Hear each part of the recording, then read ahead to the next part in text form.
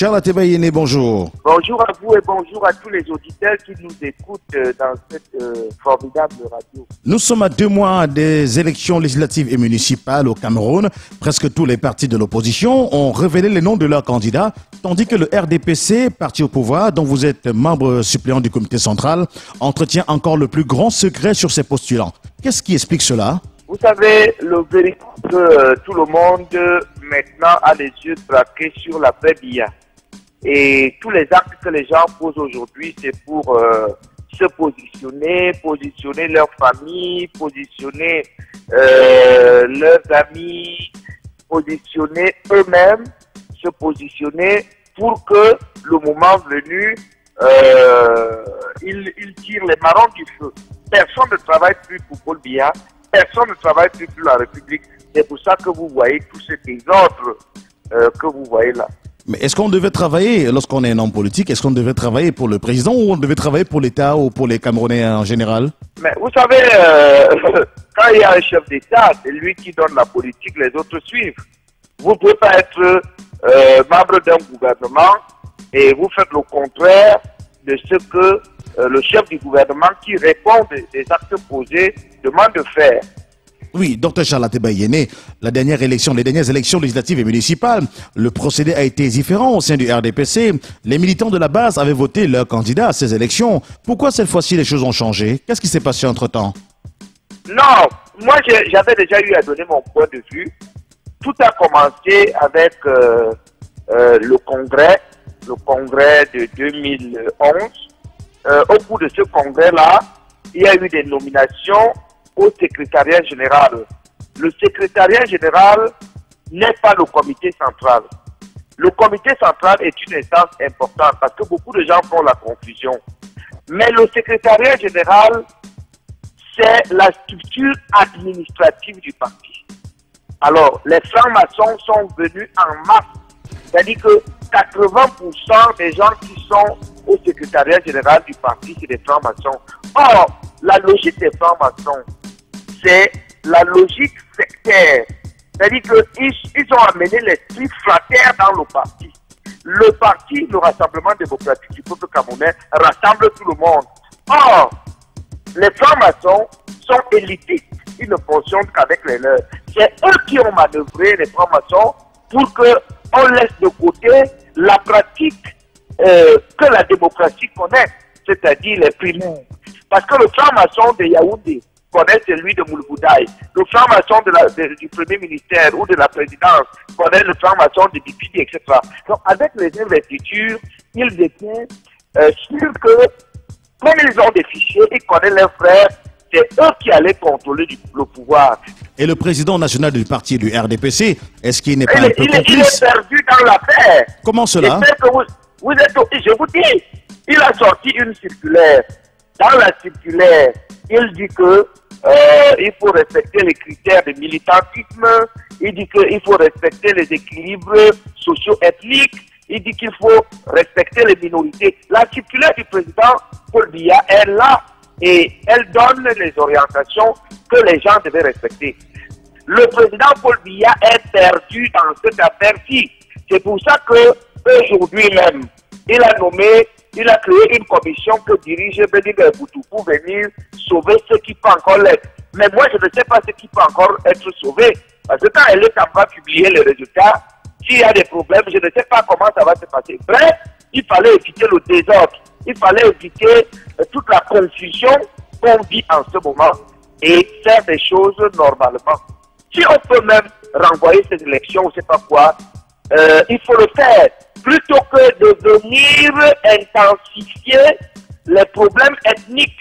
Parce que dans ma localité, je suis de Lolodorf, on a fait 8 villages à Lolodorf et 16 villages n'ont pas de conseillers municipaux. 16 villages n'ont pas de conseillers municipaux. Vous imaginez les rivalités, etc. Parce que quelques élites qui étaient témoins de Jova il y a 2 ans, sont arrivés dans le RDPC, ils ne connaissent absolument rien, mais parce qu'ils sont directeurs généraux, je ne sais pas quoi, eh bien, ils ont donc créé. Là-bas, les Tigmés, il y a le mémorandum des Tigmés, et tous les Tigmés de Lolodorf liment les lances et les machettes, ils disent qu'eux, ils attendent. Oui, docteur Charles Tebayene, aujourd'hui que le RDPC fait toujours attendre sa liste de ses candidats à ces élections.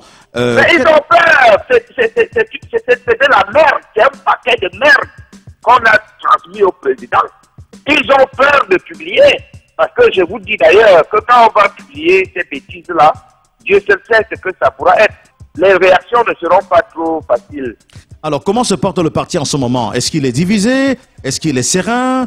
Mais il y a une rupture entre le secrétariat général et la base, claire et nette. Je connais des localités où les gens vont démissionner en masse. Je connais des localités où les gens ont même acheté d'autres partis politiques, comme le parti d'Olivier Billet et d'autres partis. Je ne peux pas vous dire tout ça au téléphone et maintenant, mais je sais que le RDPC aura des problèmes. Sur les 6 mairies à Douala, il n'y a aucun savoir dans les mairies. Il y a l'Ébé Malapa. On dit qu'il est Baudiman. Tous les Baudimans du Cameroun ne peuvent pas atteindre 1000. Les gens ne le veulent pas. Ça conforte les mafias. Ça conforte les assoiffés du pouvoir. Ça conforte les truands, les gangsters, les Yankees qui sont arrivés dans notre parti, qui pour la plupart sortent de l'opposition. Quand nous on était dans le RDPC dans les années 90, ces gars étaient en face de nous. Mais comme ils sont déçus ailleurs, ils sont venus en masse pour venir faire le complot à Orbia et pour venir faire tuer le RDPC. La mafia, les congrès ne s'organisent pas. On ne renouvelle pas les organes de base. On est un parti curieux. Allez-vous battre campagne pour le RDPC, quel que soit le candidat qui est proposé dans votre localité? Moi, on ne m'a pas d'abord appelé pour aller faire les machins. Et maintenant, là, qu'on va m'appeler, je suis fou. Docteur Charles Tebayene, vous avez commis un livre dont on parle déjà de plus en plus. Crime rituel, loge, sexe, alcool, drogue au Cameroun. Les réponses populaires en vue et les armes du combat. C'est-à-dire le bilan du renouveau aujourd'hui. C'est le bilan des crimes rituels. En moins d'un mois à Yaoundé, dans un quartier qui s'appelle Limboman, 15 jeunes ont été tués, assassinés. On a enlevé le vagin, le bras, la langue, le cœur, etc. à Yaoundé. Malheureusement, on n'a pas encore dit aux Camerounais ce qui s'est passé. Donc, mon livre ramène ce débat qui est obligatoire. On ne peut pas avancer avec de tels... Est-ce que ces crimes sont liés à une forme de gouvernance, Charles Tebayene? Non, c'est une mentalité qui s'installe. La mentalité de la magie, la mentalité de la facilité, la mentalité des loges, la mentalité de l'alcool, la mentalité de la drogue. Tout cela est lié, il faut bien comprendre. Le Cameroun est le premier pays consommateur de vin Bordeaux en Afrique. Le Cameroun est le premier pays consommateur de champagne en Afrique. En 2012, nous avons consommé 600 millions de litres de bière, c'est-à-dire l'équivalent d'un fleuve comme le Bouy. Sachez que Bojiko, on ne dit plus aujourd'hui sous comme un Polonais, on dit sous comme un Camerounais, parce que les Camerounais, on a libéralisé l'alcool. À Yaoundé, il y a des bars des deux côtés de la route sur 10 km. Mais c'est incroyable. C'est incroyable. Il n'y a pas un pays au monde qui peut prétendre devenir émergent avec de telles choses.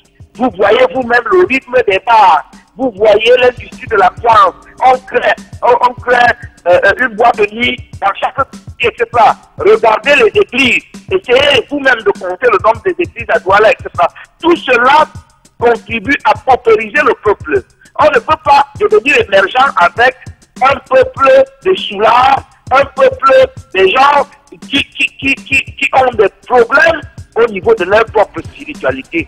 C'est ce désordre-là que je dénonce. Et c'est ce désordre-là qui fait qu'au jour d'aujourd'hui, on s'inquiète et on se demande qu'est-ce qui se passe avec notre pays.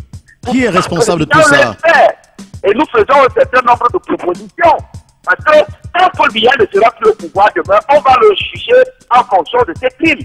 C'est son régime qui va répondre de tous ces problèmes. Donc il est important aujourd'hui que lui fasse tout pour que le peuple soit éclairé sur toutes les pratiques qui sont faites aujourd'hui. On a élu Paul Biya et c'est lui qui répond de tout. Regardez la presse, tout le désordre qui se passe là. C'est Paul Biya. Les pygmées s'adressent à Paul Biya. Les veuves s'adressent à Paul Biya. Les jeunes s'adressent à Paul Biya. Donc, c'est à lui et à lui tout seul de régler les problèmes du Cameroun. Qu'il choisisse les gens avec qui il peut le faire. et qu'il crée, je propose que le président crée un tribunal criminel spécial pour juger les gens qui sont dans les crimes rituels. Parce que si ça continue comme cela, on finit de tuer les gens. On a tué en 1996, on a pris tout son cerveau, on a pu tuer les enfants des païens dernièrement, ça va faire un an. On a tué à gauche et à droite, etc. À chaque fois, on dit une commission d'enquête, mais il n'y a jamais d'enquête. Et ce que je dis également dans cet ouvrage qui est très pédagogique, parce que vous ne pouvez pas vivre un phénomène comme celui des crimes rituels sans qu'à la fin, les gens sachent même ce que c'est qu'un crime rituel. Si vous demandez aux Camerounais qu'est-ce que c'est qu'un crime rituel, ils vous diront rien. Il faut que on sache ce que c'est que les crimes rituels, qu'on sache comment les combattre, qu'on sache comment les éviter. C'est ça qu'il faut faire. Alors, qui est le principal responsable de tout ça, Dr Charles Ateba Yéné? Il faut bien quelqu'un pour répondre de tout cela, non? C'est nous tous, c'est notre société, c'est notre régime. Je rappelle que vous êtes membre suppléant du comité central du RDPC, le Rassemblement démocratique du peuple camerounais. Charles Ateba Yéné, merci.